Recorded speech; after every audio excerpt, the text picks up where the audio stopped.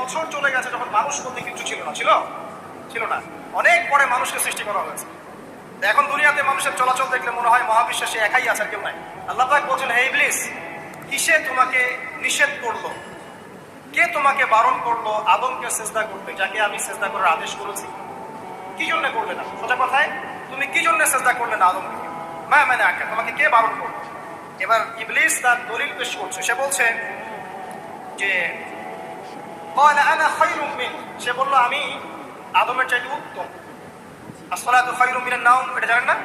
ঘুমের চেয়ে নামাজ উত্তম।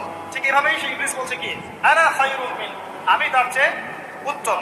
কি কারণে উত্তম? খালাকতানি মিন নার ওয়া খালাকতাহু মিন তিন। হে আল্লাহ, আপনি আমাকে সৃষ্টি করেছেন আগুন দিয়ে। জিনদেরকে কি দিয়ে সৃষ্টি করা হয়েছে? আগুন দিয়ে। ফেরেশতাদেরকে কি দিয়ে? নূর দিয়ে। তাহলে এখানে প্রমাণ হলো যে ইবলিস কিন্তু ফেরেশতা নয়।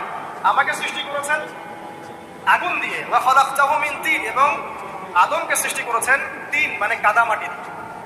তার মানে আগুন কাদামাটির চেয়ে সুপিরিয়র, বেশি মর্যাদা সম্পন্ন, ওর মানে কে আছে আর কি। এই কারণে সে সিজদা করল না। এবার আল্লাহ রাব্বুল আলামিন বলছেন, ক্বালা ফাহবিস মিনহা, ইবলিস এখান থেকে নেমে যাও। এটা কোন জায়গা? একদম মহাকাশের উপরে না, নাকি পৃথিবীতে? এটা ৭ আসমানের উপরের ঘটনা। ইতিহাস শুরু হয়েছে মহাবিশ্বে। মানুষের অস্তিত্বও ছিল না, এমন একটা সময় চলে গেছে। মহাবিশ্বে কোটি কোটি বছর চলে গেছে যখন মানুষ বলতে কিছু ছিল না, ছিল না, অনেক পরে মানুষকে সৃষ্টি করা হয়েছে। এখন